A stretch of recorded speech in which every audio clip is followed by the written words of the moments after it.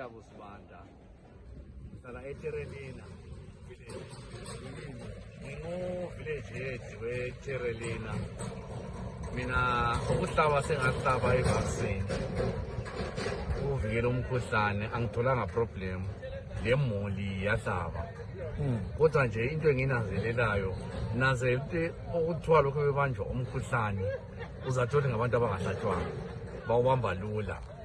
Mina kimi ngibona ukwanceda ukuhlaba ngoba angaboni lutho angeke ngizwe bunzima. Bathi besabana abantu labo bohlatshwa. Bathi bona umkhuhlane lo ungahlatshwa uyakwanisa after 3 years uzaqalisa ukugula, uzaqalisa ukutshintsha iskini or ukufa. Into abayisabayo kuzwakala into eziningi eziphuma kuma-WhatsApp la. So iqiniso yabo ngasalasti wina abantu bayisaba udla. Umhlaba wonke njalo le nkonke zomhlaba wonke zihlatshwa ke bona abantu ekhaya baphonge besaba into ayibona ku-WhatsApp.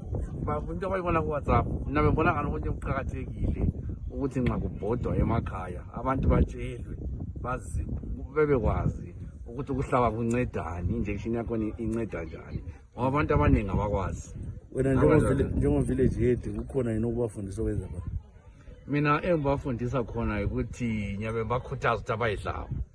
Lo mkhuhlane nxa uhlabile awungeni lula emzimbeni, kuyakwaniseka lokwelapha kalula. Yikho nyabe bakhuthaza khona but hayi babe nzalo. Ibingana yikho i-vaccine le ukuthi isiphendukile bonani bazabe bezohlatshwa la? Ye abaningi khathesi njengoba kuthiwa isiphendukile abaningi sebeyifuna bayibuza ukuthi kuyanini ukuthi ngabuya bahle beyihlaba. Mbona lesi bazahlaba abaningi ngoba sebeyifuna ukuzwayo. Nxa ingabe ngabuningi mbona ngana ingashoda lokushoda indlela abantu abayifuna ngayo. Wena ungawutshela uZulu wathi solayeleyo ungathi benzeni? Mina into engingayitsho khathesi kuZulu ukuthi asihlabe nini bazali bonke kumele behlaba bahlabe. Injection le ngiboni isebenza emzimbeni ngoba mina sengayihlaba ngikatholi problem, angabi la zange ngike ngizwe anything lokho engizizwa kanjalo. So into engikhalela abantu abahlabe abaningi bethola ukuphila.